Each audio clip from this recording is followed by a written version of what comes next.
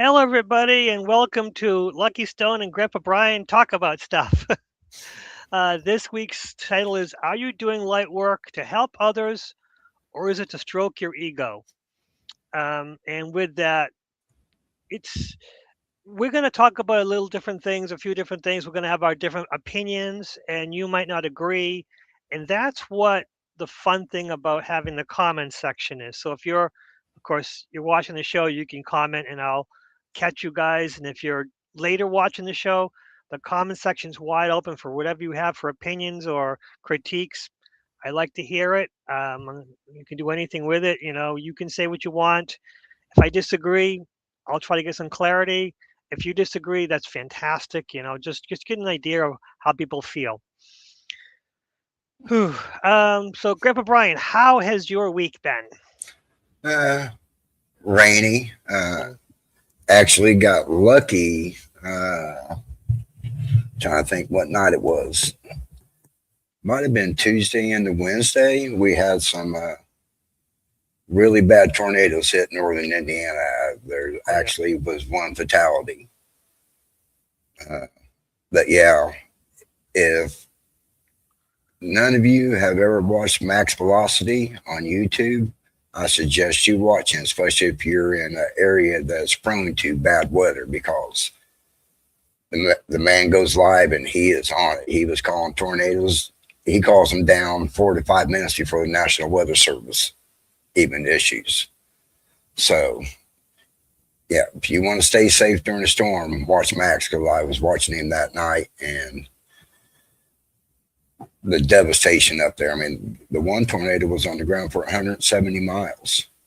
170 miles. 170 Wow. miles came out of Illinois and into northern Indiana. But when it started to get done with this cycle and come up, then another one dropped down and it finished. That one went on for a little bit and then it went up, recycled. Then when it recycled back down, that's when it became a wedge. And those are the bases that are about a half mile to a mile wide. Wow. Yeah. So if you want to stay weather aware, Max Velocity he's definitely on it when it comes to the storms. Like I know he'll be live tomorrow afternoon through the night, because another big line of storms you look like you're in for come Monday. Yep. Really weird weather pattern we're having here. It has been a lot of strange weather lately. Yeah,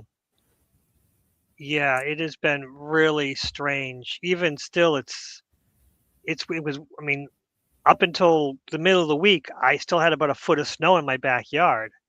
But where I work, which is about, I don't know, I think it's about 30 miles north, and maybe 20, 30 miles north of me, they had no snow last weekend.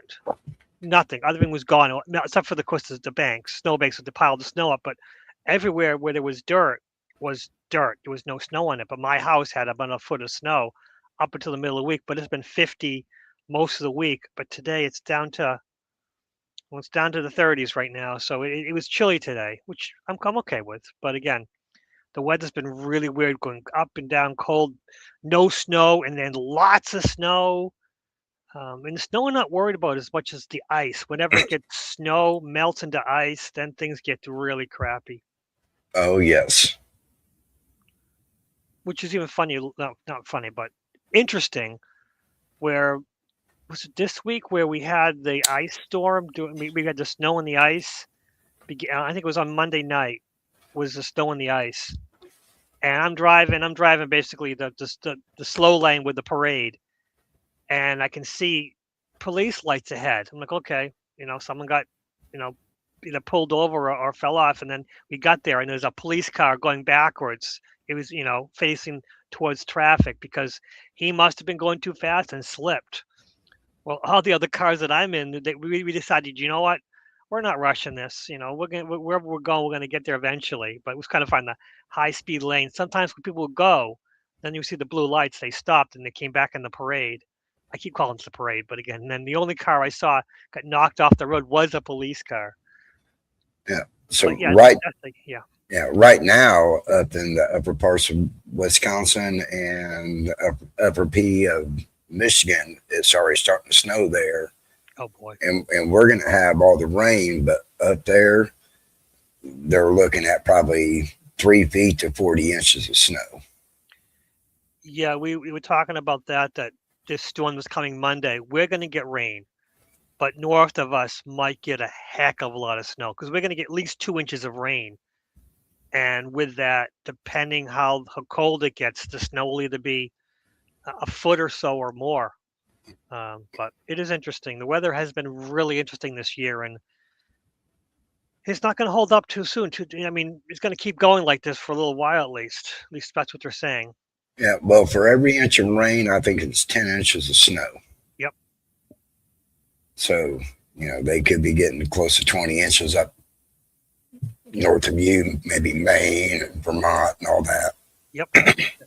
Yeah, that's probably what's going to happen. And that's the funny thing when we get the snowstorms, I'd rather have a foot of the fluffy stuff than a couple of inches of that heavy stuff because that stuff is terrible to push around. Hmm. And the funny thing is that we have those ergonomic bent shovels, big wide things, to help you shovel. But I bought some cheap little shovels. They're only about maybe 14, 16 inches wide. They're light plastic blue little shovels. But my wife and I, we argue over it. Now we had one, now we have two because they bought another one because no one was buying them. But they were so much better because it forced you to have smaller scoops because that bigger shovel, you waste your time. Walk, you knock yourself out much sooner. The smaller Hmm. shovel, you kind of, so that's what we use the big shovel to push it, to push the ice and stuff. But the little shovels used to shoveling, yeah. But that's the thing about shoveling snow. If you really have a lot of snow, you got to break it down, take it slow, small scoops. Oof. I'm glad the winter's almost over because Yeah. it was a lot of snow this year. Yeah. I know if we're going to get like 9, 10 inches of snow, about halfway through, I'll go out and shovel it. So that way I'm only shoveling about 4.5 inches at a time. Yep, that's it. That's good. That's good. Uh, Chloe's crystals. Thank you, Chloe, for coming. Scotty boy, thank you so much. Witchy Trista. Thank you so much. And tomorrow night we're going to be doing fairies on Nuestra Tabla Rasa. That should be an interesting show. Um, that's just me and you, Brian. Yeah. So I'm not very good at saying hello to people that they come in, but I'm going to work on that. I'm going to get better at it. But thank you all for coming. We appreciate you. And the subject that we have at hand, basically about light working. Are you doing it to help others, or are you doing it to stroke your ego? And that's something I've been thinking about because, I mean, all my life, I know people that they spout. I help so many other people, but when I need it, nobody helps me. And that's when I think to myself, you're overextending yourself. And is that some people, although they complain that no one helps them, are they feeding off of, is their ego feeding, subconsciously feeding off of that? You know, I help so many people, but nobody helps me. And does that feed their ego and they keep doing that over and over again? But, you know, that's the funny thing about the ego. Does it put us into places that we think we're doing the good thing, but is it to feed our ego? What do you think about that? Uh, I have to agree with you. It doesn't matter to me whether someone does something for me or not. I mean, it's for me, it's about what I can do for other people. Hmm. And the one thing is, I don't go out and advertise. I don't, you know, gloat about what I did. Oh, I did this for this person, or I did that for that person. When you do acts of kindness, they're not acts of kindness really if you're going around bragging about it, telling people, well, I did this for acts of kindness. You just do because you don't want the recognition. Yeah. Yeah, that's true. And I have in my life, found myself in that trap of I help everyone and nobody helps me. And then, of course, that's it's not that you stop helping people; it's that you just don't overextend yourself. Because if you feel resentful of people, it means you are doing too much. It means you're taking away some of your own. You're wasting. You're going doing too much. And sometimes you've got to stop yourself from helping other people because you don't want to overextend yourself. Because if you're helping people at your own expense, you're Mm. really not helping too many people. You end up coming back, kind of losing some of yourself, and actually can't help them as effectively. Another thing is that I learned that not taking score. Basically, you don't have to take score. You help people and you forget about it. It's freeing, and people don't think that. They think, oh, then people just take advantage of you. No, as long as you're not taking score, you're not thinking about it. It doesn't weigh on you. You could. I have the energy to help others. I know how to help them. I can help them, and there's also people who don't want your help, and that's fine. You just say you leave it open. They say no. You don't resent them for not accepting your help, which some people do that. Some people get mad when people don't accept their help. Oh, what's wrong with them? Blah blah blah. But again, that's an ego trap too, because the person who doesn't want the help, who this person can help, that's their ego, and then the person who resents them for not accepting their help, that's their ego. So you get a double ego trap. So, and sometimes if someone doesn't want your help, it's fine, and you walk away. Like you just leave the door open, and then you walk away. And I think that's something a lot of us need to learn. I mean, especially myself included, because sometimes I want to help. Wait, I know the solution to their problem, but again, just because I know the right solution for their problem doesn't mean it's right for right now. It might need time for them. There might be another perspective. It might be their lot in life that they have to go further through this before they can come out the other end. But it's a trick. Our ego is always behind this, especially when we think we're doing the right thing and we really want to help them. That's when the ego pops up and says, "Hey, why aren't they taking your help?" Or, why do you have to help everyone? That kind of thing. And you got to watch that. And sometimes you listen to the ego and, yep, yeah, I appreciate your input, but you know what? I don't need that right now. Yeah. The one thing people need to learn is like even with your shadow side, Oh, yeah. okay, uh, those are attached to you. So your shadow side and your ego. So what I have done is through shadow work and getting control of my ego, they're no longer attached to me, but they walk right beside me. So whenever I do need them, I can reach out and get it instead of it already being attached to me, where it may just come in automatically and take control. Yeah, that's true. Yeah. Yeah, So that can be tricky. so when you can learn to separate them from yourself, but yet still be a part of you by walking beside you and not actually being attached to you, uh, you'll find that the walk is a little easier because you don't have things getting in the way of your moving forward. Because the ego Yeah, can get in the way sometimes. yeah, that's the truth. And the ego does hide, and it changes masks. Ego can sound friendly and kind and supportive, but it always manipulates you in some way. And we got to learn to gauge the inner voices. Those of us who have the inner voices. Um, it can be tough. You mean honestly, some people will take advantage of everyone, and that's the problem. But you don't have to let them. You can help them to a degree and still stop because you're realizing I'm going too much. I'm doing too much, and it's not that you're doing too much to help them. It's you're doing too much in your taking away your own energy, and there's a balance there. And the ego might cause you to overextend yourself just so you can justify being angry, which the ego loves. Um, but it's learning, and we're always going through the motions and learning new skills and new talents, even in our 50s. Me in my 57 year, so yeah, 57 years, and it's always new skills to learn every day. Mm-hmm. Uh, so what if the ego is a part of this matrix and the ego is attached to our reptilian DNA?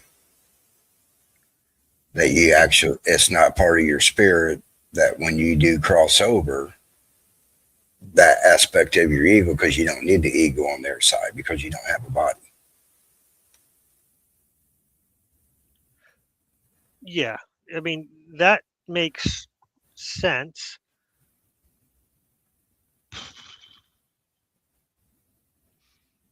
But could the ego be required to live in this 3D matrix? Is that That's yeah, that's what I'm saying. I think it's attached to the reptilian DNA inside of us. right. And it's just one of those no choice situations. You have it and learn to live with it, and the balance is there.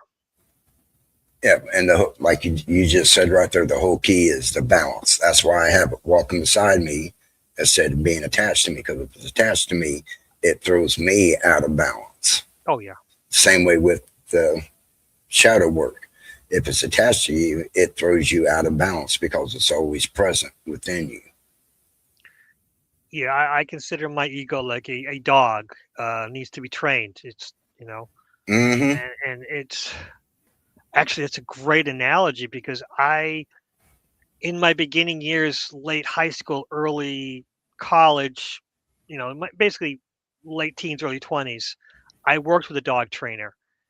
And he was one of those hands off. I mean, there were people who would beat the dogs, into submission, that kind of mindset.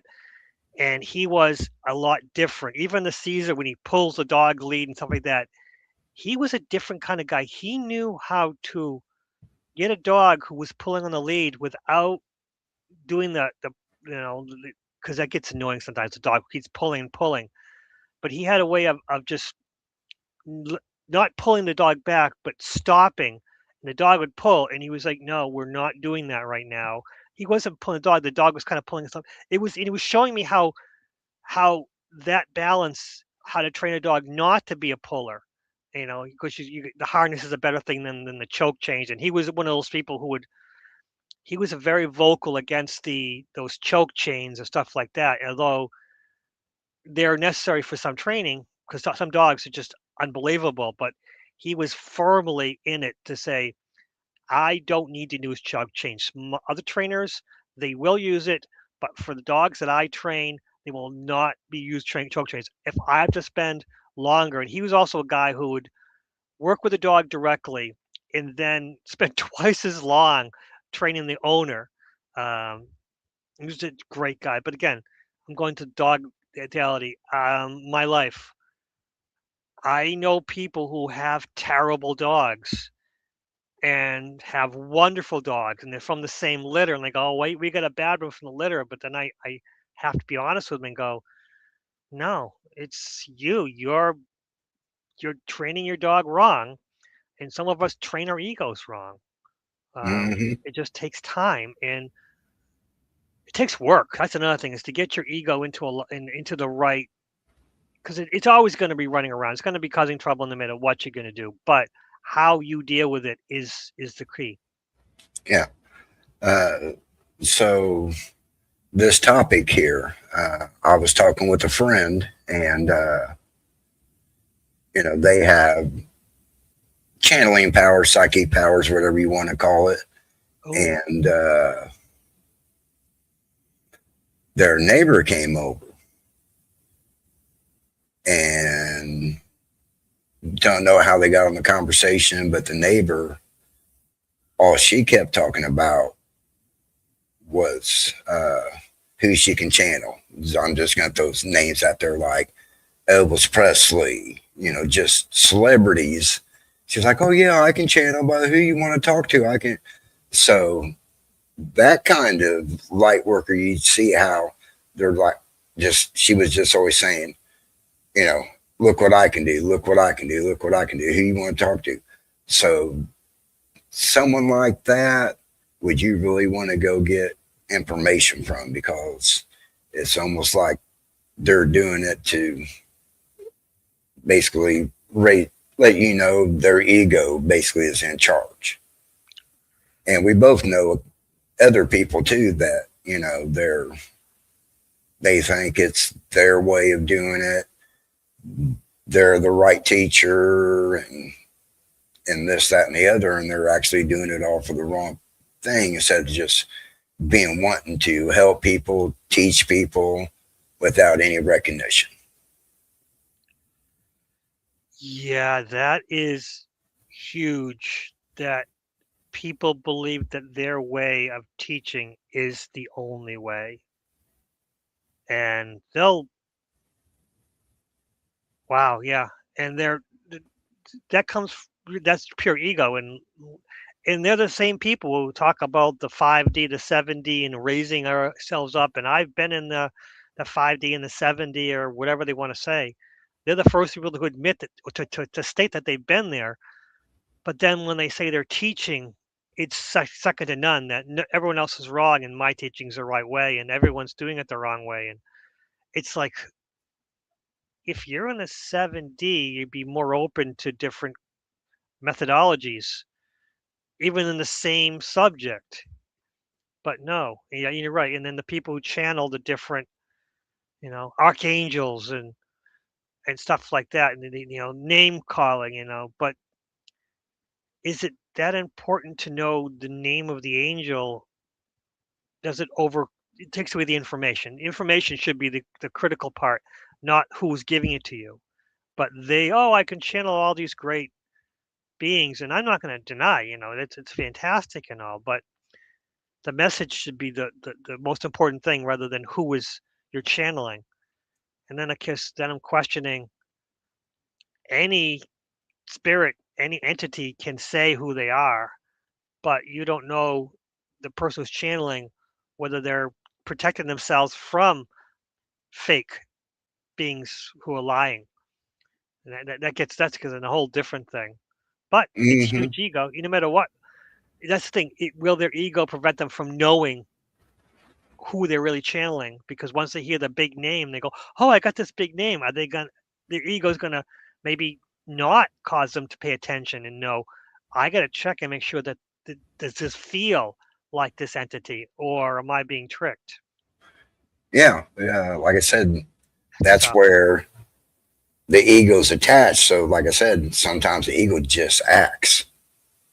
So all Oh of a yeah. sudden you hear, "Oh, I'm channeling Ronald Reagan. Wow, how awesome is that?" And then just start talking, not even knowing, like you said, what entity you're talking to. Are you really talking to him? Yeah, that's true. And then, I mean, here's one that says self-worth validation. Sometimes helping others a way to fill a personal void. When a person feels valuable and worthy only when they're being needed or praised by others. Wow, that is something that a lot of us fall into. That it feels good to help others, but if you're making your self-worth attached to everyone appreciating you or, rather than helping them for the reason of just helping, rather than feeling that great energy of, oh, everyone loves me, everyone, needs me. Yeah. Whew, that's a big trap. Yeah, I'm getting a little tired of my boss almost every day when I come in. Hmm. I hand him my job tickets because I'm usually in there before he leaves to go home. Yep. And he's like, good work. And I'm to the point now where I'm going to tell him, I don't need to hear that. If I didn't do good work, I wouldn't be working here. I don't need you to tell me I do good work every day. I just, I don't know. I just don't like to be talked up. Actually, sometimes like that, it feels like he's almost talking down to me because you should be expecting me to do a good job. Yes, that is a big thing. Um, that is a big problem where bosses and sometimes it doesn't even feel genuine when they say it, and it's like, what? I mean, wait, that doesn't. It's not. It just. It's something that it feels like they're just saying it to say it. And also when they come to you and they ask about your family and about your weekend and stuff like that, when it seems like they're following a script that they're pretending that, oh, let's make this connection when I have friends, I have family that I'll talk about, but still, sometimes they ask questions, and it's like there's a point where I want to say that's none of your business, but again, you can see the boss trying to go through his script, and you're like, oh, wow, how do I handle this? Because some people, when they ask you, they genuinely mean it. Other times, they're saying it to fill this weird criteria, and you can feel that. And how do you deal with that when you can feel that it's disingenuous? And especially if you're an empath, you can feel people's energy, and this doesn't feel right. They're asking questions that should feel like, oh, they're compassionate and they want information, but I just don't feel it. And for me, it's just everything's good, everything's fine, everything's. It's like that question, "How are you?" When no one means that. Yeah, It says they really mean it's hello, but I guess in uh, Nor- uh, Nordic countries, when and what do they call it? The English ask, "How are you?" or Americans, and when the Americans ask, "How are you?" they just freeze because they're like, "Why is this person asking such personal questions?" And I identify with that. I'm like, and then of course they really don't mean it. It's like you're just saying hello, and you gotta, "How are you?" Okay, they're just saying hello, and that's what I respond back with, hello." But it's us humans, social balance is such a weird experience. yeah. And I can kind of almost see now where my boss, because he is like, I've never met someone more egotistical than Oh this boy. man. So him saying that good job is could be actually like feeding his ego because he was, always saying that to me. And I mean, he's like, you can think of the most egotistical person you know, and he's probably worse than them. That is interesting. Or worse, it might be something he's telling you because he wants it for himself sometime. And sometimes people will mirror what they really want, they put onto others. Oof, that's interesting. Mm-hmm. And that's something I need to pay better attention to because I think we all need to pay attention to that. You bring up an excellent point that when someone says something like that, it might be a clue or a key for us to somehow figure out how to reciprocate just so that they feel good enough about themselves and they less likely to actually no, if you give it too much to them, then they're going to want to come to you for more. Come Right. back to the. That's a tough balance. So, ooh, yeah, they got to think about that one for a while. So, do I really want to be the the ego trough to feed their ego, or do I want to just accept their praise and walk away and go, "What? That was a weird feeling." Because yeah, Right. that's the problem. It's a weird feeling. It's like this doesn't Mm-hmm. feel. The words should have meaning, but this energy is not there. It's flat. Yeah. Mm, That's something for people to think about if you're in like one of these types of situations. That yeah. are they doing it to try to help their egos or something that they're wanting you to say about them to make them feel better?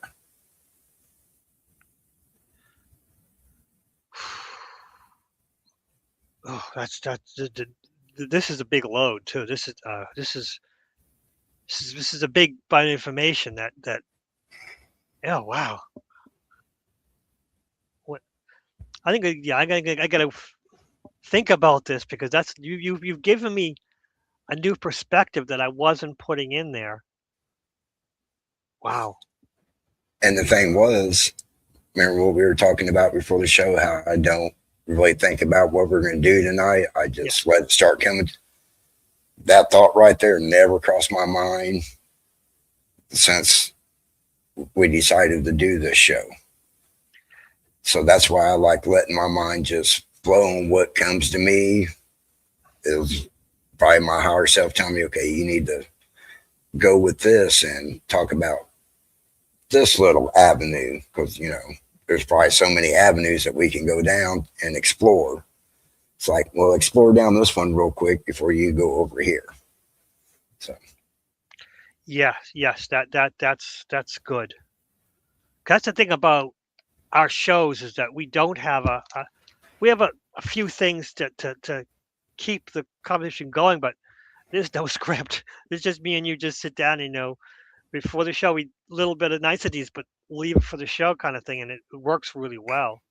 yeah, And I think that's good because thinking about too much it takes away from the show because a lot of this needs to be reviewed in the moment. Because I correct. think it's more authentic that way. Mm. Yeah, But now I'm thinking, okay, doing the light work, how can we know we're doing the right light work? How can we know we're doing it for the right reasons? That our ego's not going to be our ego's going to be there either way, but we're not going to inflate the ego too much. There must be a balance. I think that's it. We've already discussed this. It's about not taking account, not taking a score. It's about doing it because we have the energy to do it, but we're not overextending ourselves too much. Hmm. yeah. So our group motto is I am light, I am love, I am truth, I'm in peace. So when doing that light work, if you're in those states right there, Hmm. especially love, I mean, when you're doing light work, you have to do it because you love what you do, you love helping people, but it's more about the unconditional love that you have for humanity. Mhm. So when you are doing it out of love, you're always going to be in your truth. And because you're doing it out of love and in your truth, you should be at peace with yourself while you're doing this light work. So if everybody just repeats themselves, I am light, I am love, I am truth, I am peace. And when you do light work and those right there, you can't go wrong because then you're not doing it for ego. You're doing it because you love people just like Jesus. Jesus didn't stoke his ego. Jesus wasn't going town to town and saying, "Oh, I can do this for you, and I can do that, and I'm the savior of the world." And no, he really didn't want no recognition. He always said, "When I do healing, I am a conduit." Same as Jesus, he was just a conduit. It's your faith and your belief and your willingness to receive that energy. You heal yourself. Everybody heals himself. I don't heal people, but what I do is like I said, I'm a conduit. I allow the universal energy to flow through me, and it comes in through the left hand, and it runs right through the heart chakra. So I'm always doing it with love, and it comes out the right and goes back out into the universe towards them. All I do is direct the energy to people. It's up to them, their belief. You know, they heal themselves. We all heal ourselves. Mhm. Jesus healed himself. It's the belief that you can. and your faith that you can will allow you to be able to do it. Yeah, that that is huge. That and that's the funny thing is that when healers heal, they're healing using the energy of of the person and sending it back to them in a more pure form, using the sources of energy that they use. Yeah, it's whew, that's something that a lot of us when you see the what is it the Christian Bible tents, they heal people, they heal the cripple and the blind and everything. They're not healing anyone. They're using the people's own energy back at them. But faith, you have to have faith. You're having faith in God, you need the faith in the healer, and then magic. But they go, oh, this guy does amazing work. He doesn't do any amazing work. He's lying and he's using it for his show. That's where the ego comes in. Um, and people are getting helped, but you know, a lot of times they're spent afterwards. They're healed, but they're tired. They're all laying on the floor. I've seen a lot of them where this guy's healed a lot of people and they're all laying on the floor, passed out. Well, they're healed, but he just took all their energy to heal them themselves. It's weird situation. Yes, the healer is a conduit. Interesting. Yeah. Wow. And, and people that say, I can heal you, there again, that is ego stepping in, saying, Yes. I can heal you, instead of saying, I'm just a conduit for the energy. Well, I let them believe that I can heal them because it's their belief when I send them the energy that it's going to heal what they want healed. So they're actually healing themselves, but it's their belief that I'm doing it, that all I'm doing is being a conduit for the energy and sending love with it. Because I do it out of a heart space of love because I just, you know, it's Yeah. really strange. And there was an autistic boy that when I first started doing energy work, that I was going and just saying, just doing calm energy, just keep calm. And this person actually lives in another country.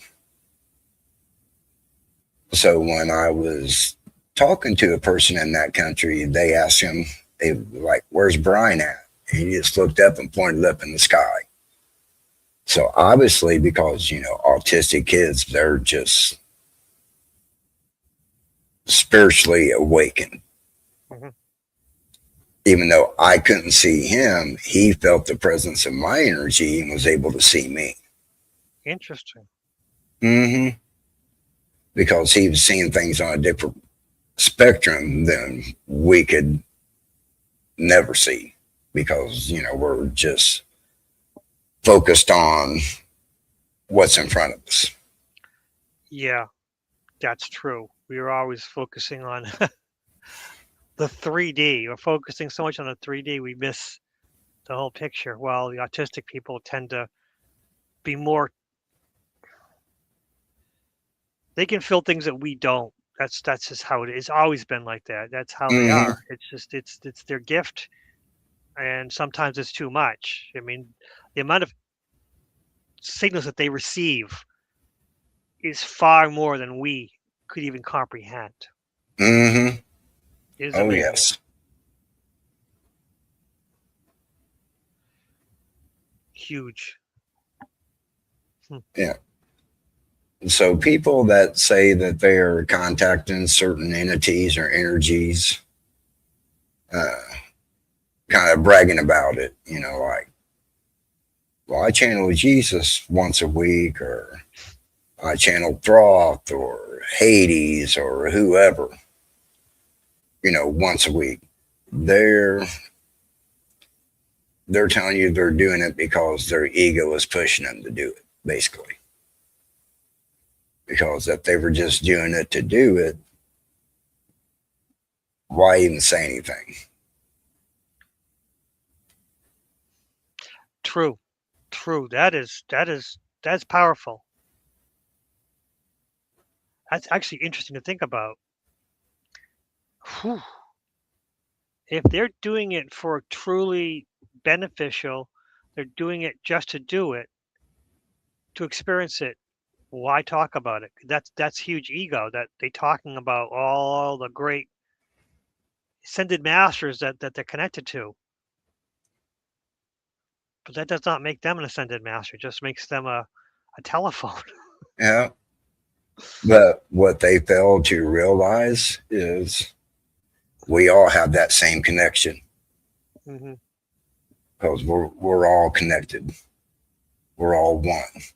We're just different aspects of source experiencing itself. True. True. But we need to be in a more of a compassionate, loving state in order to experience that. Oh yeah, like attracts like. Where if we're in a more positive, joyous state, we will get connected to those higher beings, and we won't need to talk about it because it's just the experience is the experience. But if we're connected to lower beings, it's gonna cause us to talk about it more because that's our ego. Wow, oof, that's tough. Yeah. Because Ooh. one of the reasons why I think the ego is part of this construct, Hmm. the demiurge, the God of the Old Testament, look at that ego. I mean, the biggest ego that was ever written about in a book. True, true. Hmm. You shall have no other God but me. Yeah. But then the Christians say there is only one God. But if you're saying there's only one God but me, there are more gods, and one of those gods is us. We're each individual person is a god in their own life, Mm-hmm. but that God doesn't want that. And the religious people who work for that God don't want us to know our true divinity. Oh, most definitely. Then they go out of business. Oh, yeah, that's absolutely true. Yeah, that's it. If we know our divinity, they're no longer needed because we have a direct connection. Mm-hmm.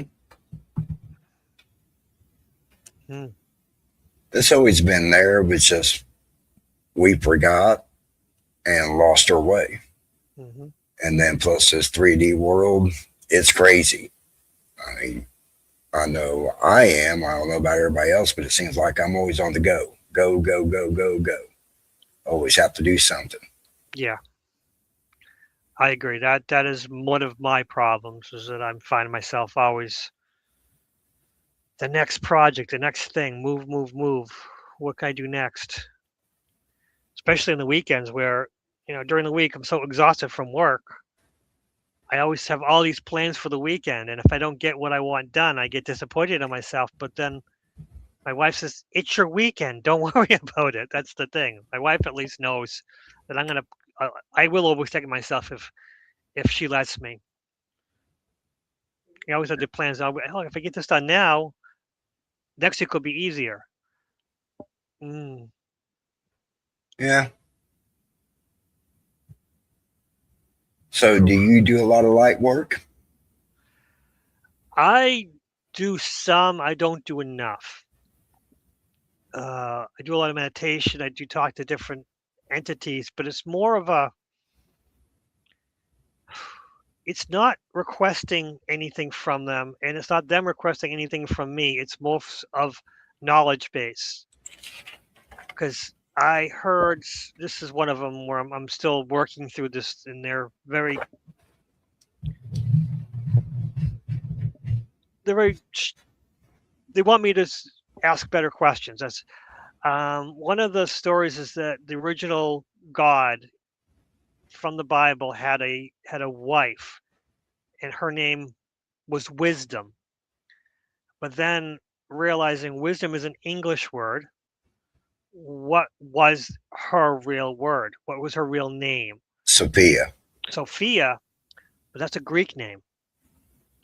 If the original God was either Hebrew or Mesopotamian, what is that name?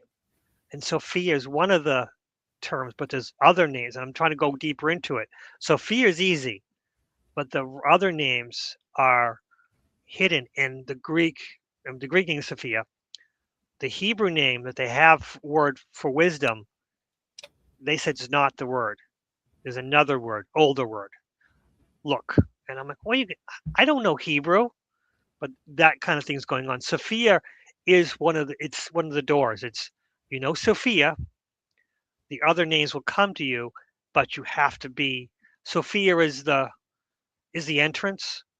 The other names, because each god has multiple names, which is another game that they play or humans play, because gods don't really have names as much as humans name them, and it gets really, really convoluted from there.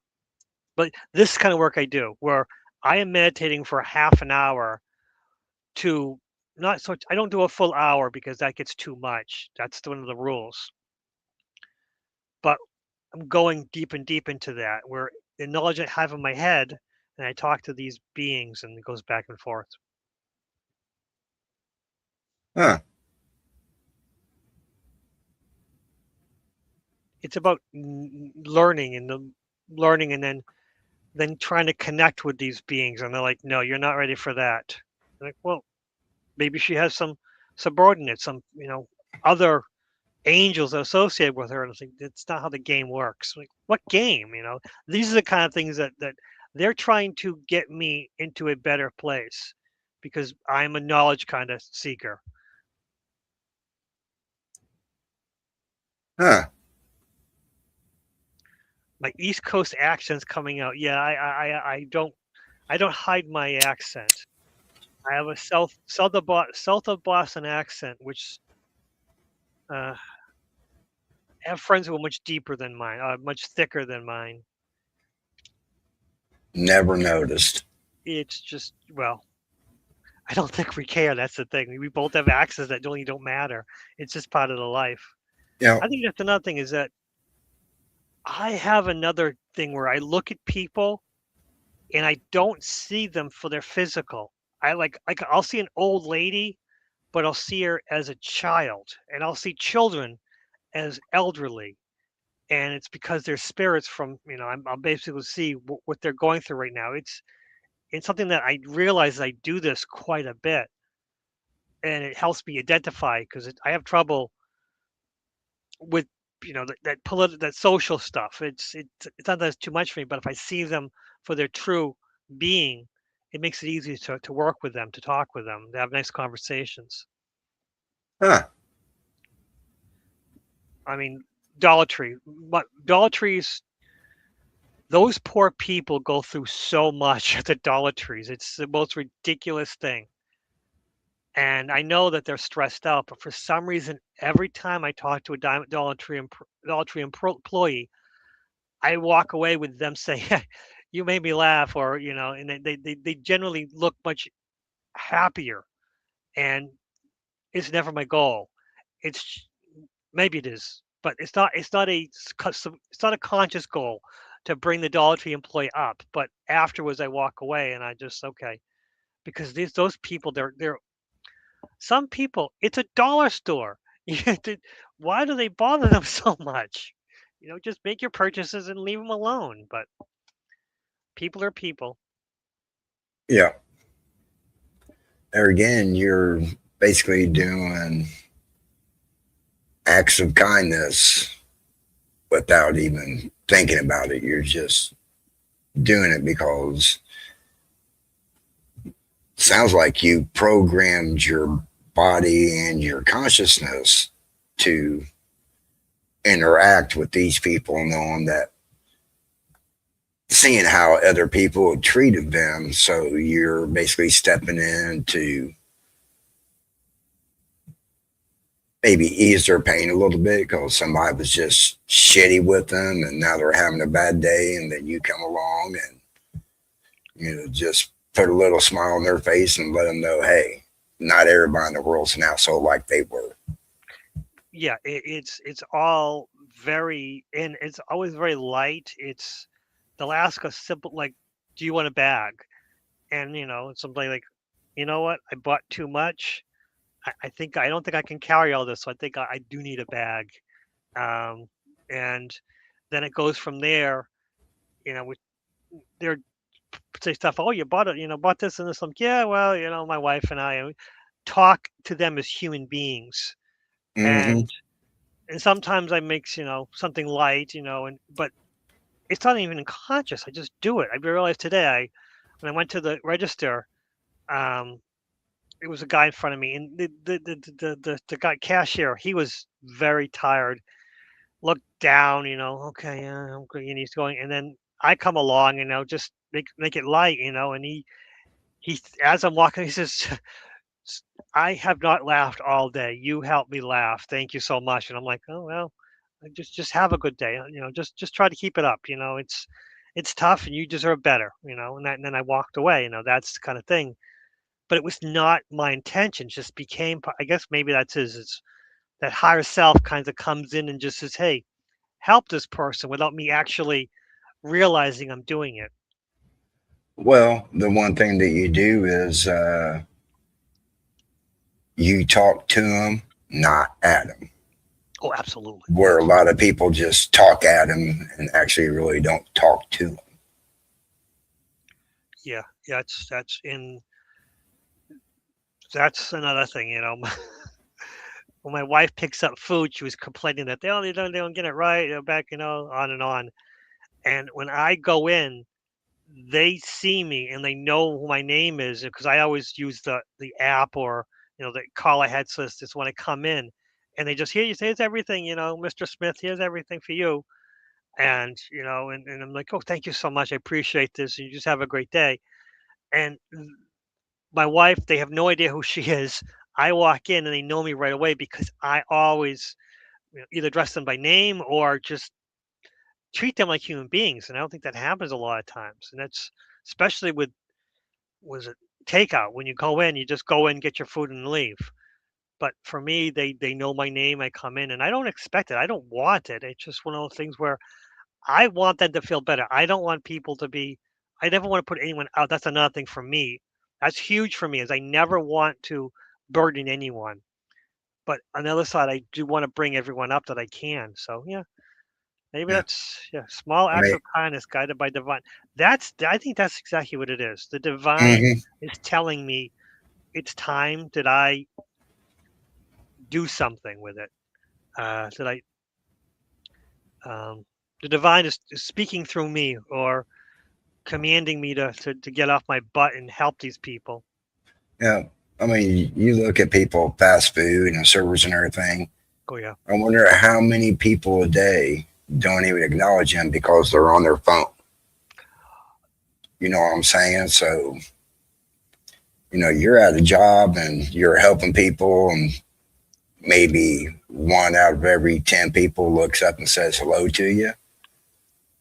I that actually would probably weigh on your self esteem, possibly, because, you're not being noticed by people. It's just like, oh, I was driving down the road one time and I had 7 or 8 cars throughout the course of the day just pull out in front of me. And I was like, Hmm. am I invisible to everybody today? Do I not exist? And there probably are people that feel like that are cashiers, and people just, like I said, talk at them, not even acknowledge them sometimes because they're looking at their phone or they're distracted by something else. So I wonder how many people think, wow, man, how many people really see me today? Was I just invisible to everybody that came through my line today? Yeah, the self checkout. I think those people are the most invisible, and I always make a point to say, you know, thank you and have a great day, even though they don't do anything. Mm-hmm. I just because they're there, and a lot of times they're shocked by me talking to them. I'm just and being kind and walking away rather than talking to them because I'm complaining about something, which happens for because normally those self checkouts they're between 4 and 8 or sometimes even 10 registers for one person. And those is always the silly things.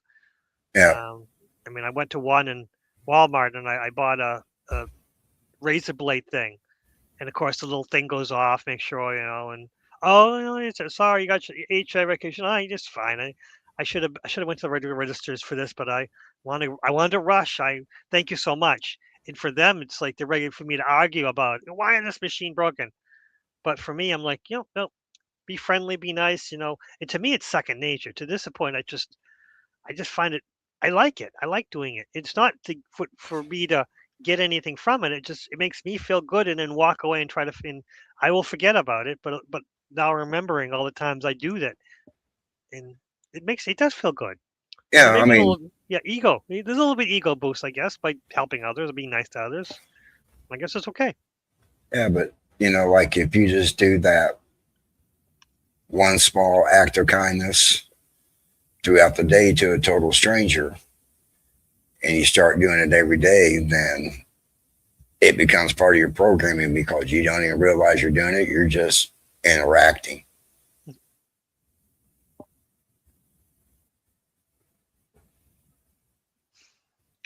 I think that makes us more human when we're actually treating each other with kindness and compassion, and we're looking at our phones and oof, that's yeah. There, I don't know. The next big thing is we're supposed to be phasing out of cell phones or something else, and God forbid I don't want that. Whatever it's going to be, cell phones are bad enough. The next thing is going to be far worse, Mm-hmm. and I don't know what it is. I have not a clue. But even that's another thing is that I found myself I forget my cell phone too often. Um, it's one of those things where I'm glad I have my watch because my watch is linked to my cell phone. I'd never be able to find my cell phone without my watch, or I have to turn my computer on to say, okay, ring my because I can do that. My computer is linked to my cell phone too, so I can read the text and stuff like that, and I can tell my computer link up to the phone and ring it because I will lose it. I put my phone down and I don't know where it is half the time, and it's getting worse. But again, I think I'm just not. I think I'm trying to phase out of the cell phone at some point. I'd like to, but with my job, I need it. I need my cell phone 'cause I got to be available all the times when I'm on the clock. Crazy, but that's my phone. I pay for that phone. Why do they get to be on me 20? Do my whole shift if they don't own it? But yeah, corporations they do what they want. Oh, I delete anywhere from 70 to 80 pictures a week Oh boy. because they want a picture before the repair, what you Oh found, and then pictures after the repair's done. And next thing you know, you look, you're like, man, what? Wow. Then yeah. Yep. every so often I go through and I delete all the pictures from work, and because it starts wearing on my storage. And then once I move them to trash, I immediately go to trash and Mhm. get them out of the trash. Just get rid of them forever. Yeah, actually, I do this. I have the same issue with my job where I have to take a picture of something, and at the end of the day, I just delete them all. Like, I don't need all of these because yeah, they will weigh on everything. They'll fill the phone up. They'll fill the cloud up because the cloud stores some and the phone stores others. But I don't need that. I don't need the cloud to store this company. Once I take my phone and send it on the Teams, I don't need it anymore. It's on Teams, and if they need it, if it's not on Teams, it's not on my phone. Sorry. At the end of the day, yeah, that happens to me too. I don't need work on my phone. I don't want work on my phone. Yeah. Mm. But yeah, if you come across people that, they're doing light work because it boosts their ego, Mhm. I would try to find someone else to do light work with. I mean, because they're going to help you, but I don't think they're really going to teach you the way that you should be taught because, again, their ego is getting in the way. So they're going to teach you how they want to teach you instead of just kind of teaching and guiding and letting you learn on your own. Yeah, I hear you. Yeah, that's true. They're gonna bring some of their baggage. They're gonna teach you, but it's gonna be warped in a way from their own ego and their own baggage. Is gonna come in there. And they're gonna try. They're gonna do the best they can, but it's still gonna be warped a little bit. You're right. And it's tough.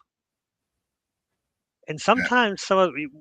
sometimes we're with someone, working with them, and they're on the path, and they're great. They're doing well, and then later their ego spikes up, and then they lose their path. It's happened in my life so often.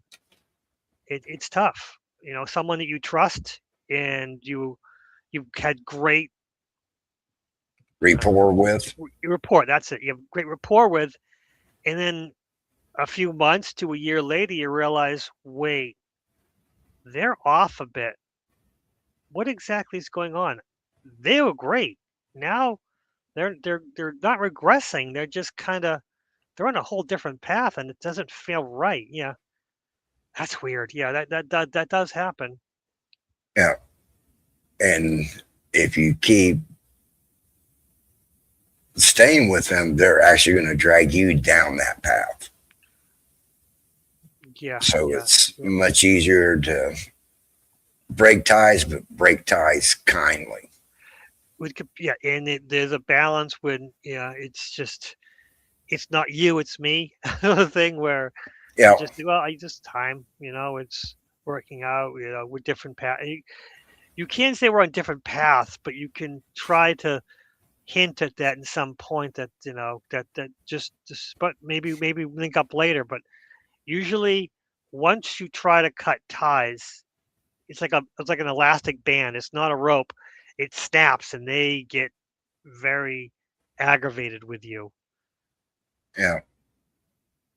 because they I think they put a lot of their probably part of their higher self wants to work with you, but your higher self is saying there's a limit, and you've reached that. And it's time to move on. And Hmm. and because their higher says, no, gotta keep this guy. Of course, their ego probably also, says, I got to keep this guy in your life because they're great. But there's a time when you just got to cut ties, and it's tough, but it's better for everyone, even for them, even though not, it's going to hurt them for a little while. It's better for them because they have to learn to work with themselves. Yep. And maybe they might all of a sudden it puts a thought in their head. Okay, what I do to cause this? Oh, I see now. I was allowing my ego to take precedence over the situation that was going on. So now I need to learn to put my ego in check whenever I'm working with someone. Oh, absolutely, and that's something you can't tell them. They have to discover for themselves, Hmm. and that's tough. And we can be available once they're ready, but until then, we have to be hands off until they're ready. And they go, well, I realize, and I'm ready to work on this. Um, but sometimes they may never learn. They Right. may never, and that's okay. We're all on different paths. Just because I see it as different way and than them, they're on their path. They might need this path for right now, for a lesson in there somewhere, or a skill that they need to develop by doing this. I'm not judging; it's theirs. Their Right. ego might need to teach them something, and that's far outside of my bailiwick, or my work, and that's fine. It's good. You know, and I'm not saying because there people are doing this because of you know the ego and the ego trips and all that. I'm not saying that they're a bad person Mm, or they're doing it for the wrong reasons because they're doing it the way they feel it needs to be done. Like you said, it's their path. That's how they want to journey their path. That's all up to them. And like I was said, it's not for me to judge someone else's path and journey because I won't want someone doing that to me. Exactly, exactly. And there are times when we're working with somebody and we feel, wait, this isn't right. And we can say to ourselves, that's okay. I don't feel right with that, but I can still be okay with them doing it. And that's a tough thing to learn where Yeah, they're saying something that doesn't resonate with us. It doesn't make it wrong. It just means it doesn't resonate with us and let them go on their path. right. And respect, you know,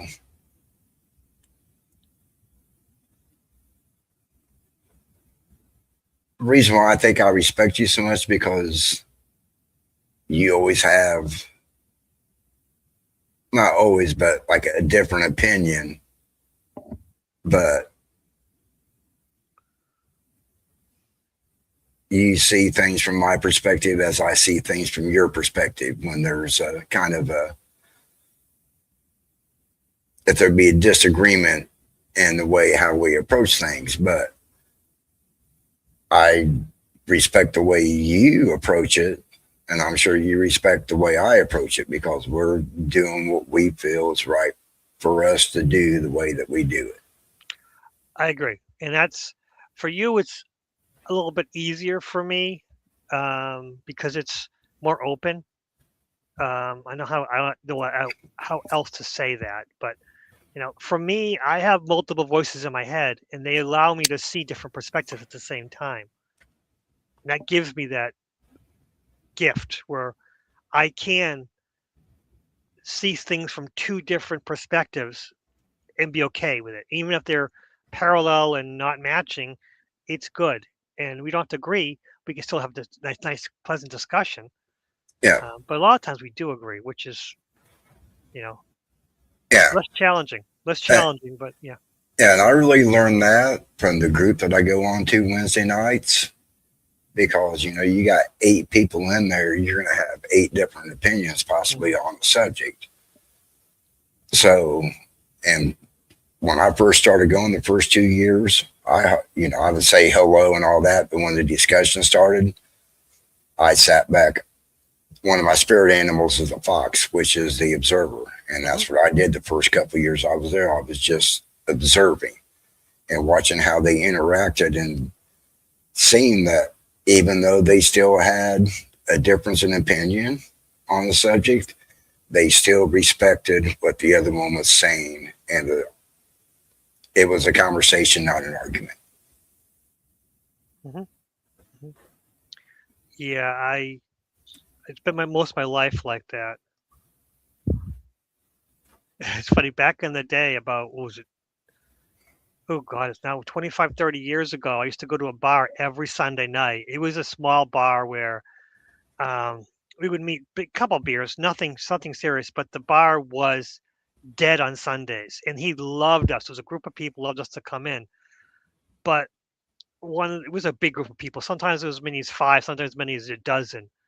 One of the girlfriends of the guys who used to come pulled me aside and she says, "I don't trust you." I'm like, "What? What? What do you mean? I didn't do anything." She was, "You're one of those watchers.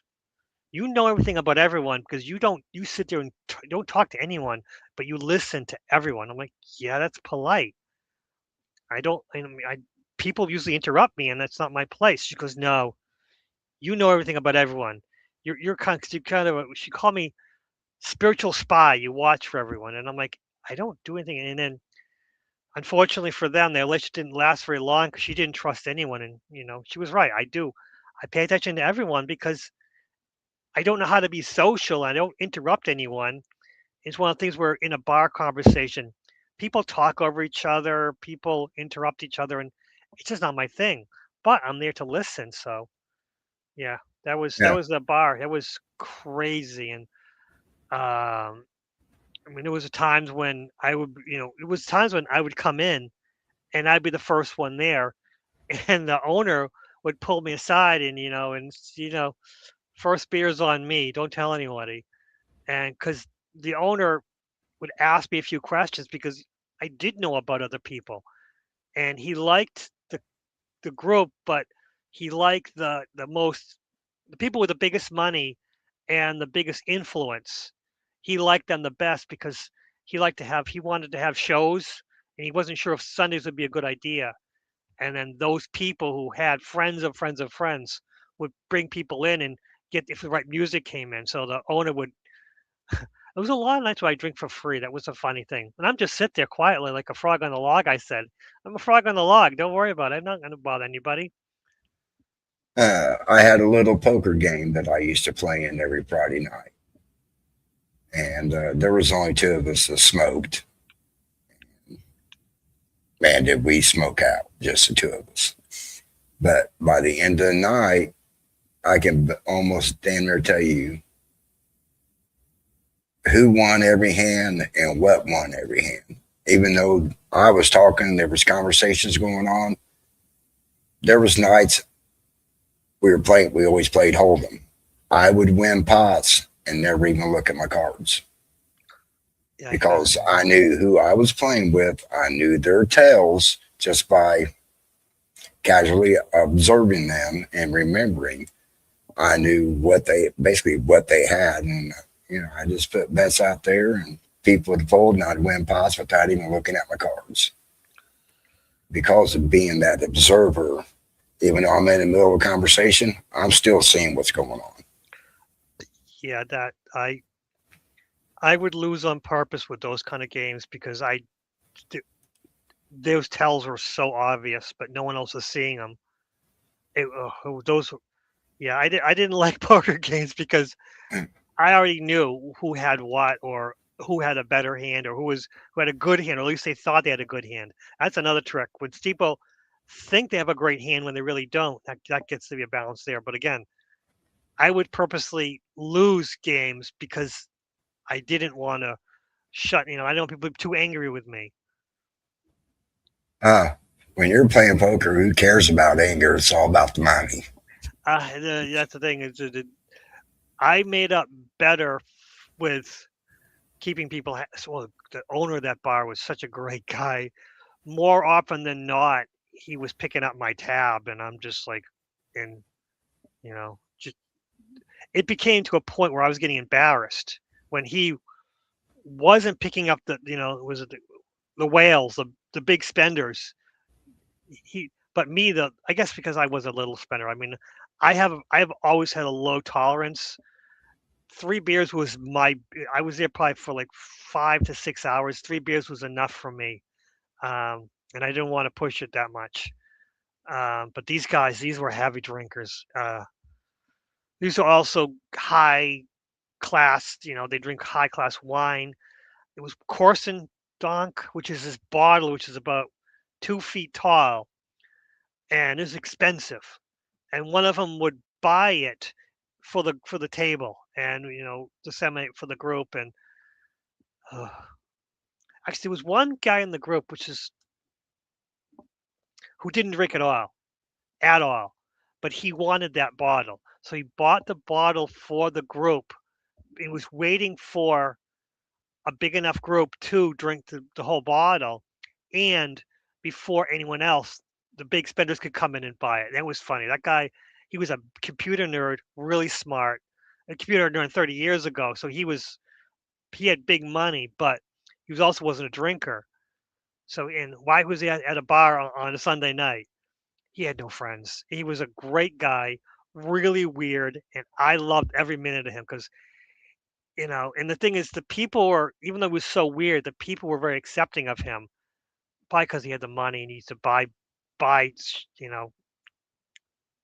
rounds for people when he wasn't getting any alcohol. But oh, those crazy stories. I miss those days, and those people are all scattered to the wind.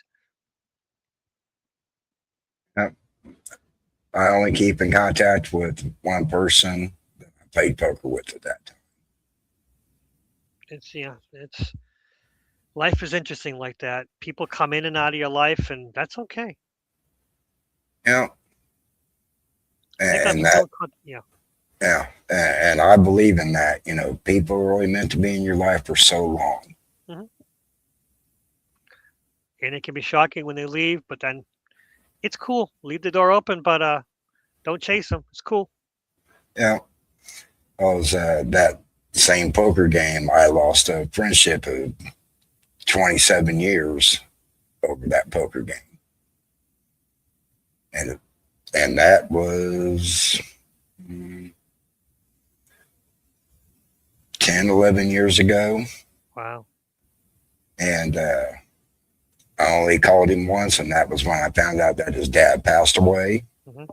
You know, friends for 27 years, you know, your families know each other. And someone asked me, he's like, so would you be friends with him again? I was like, no, because that friendship already ran its course. Hmm. If it wasn't over, it would have never ended. I hear you. Yeah. Yeah. That's the thing. Yeah. Life is about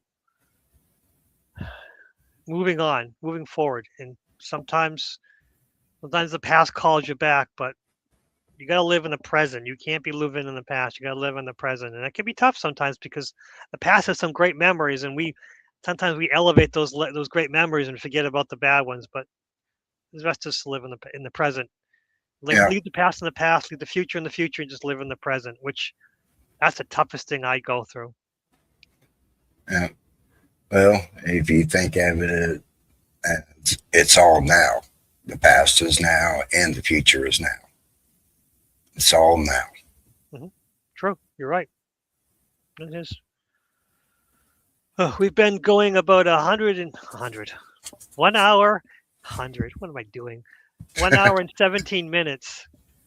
It's a great show, a great conversation. Um, Hmm.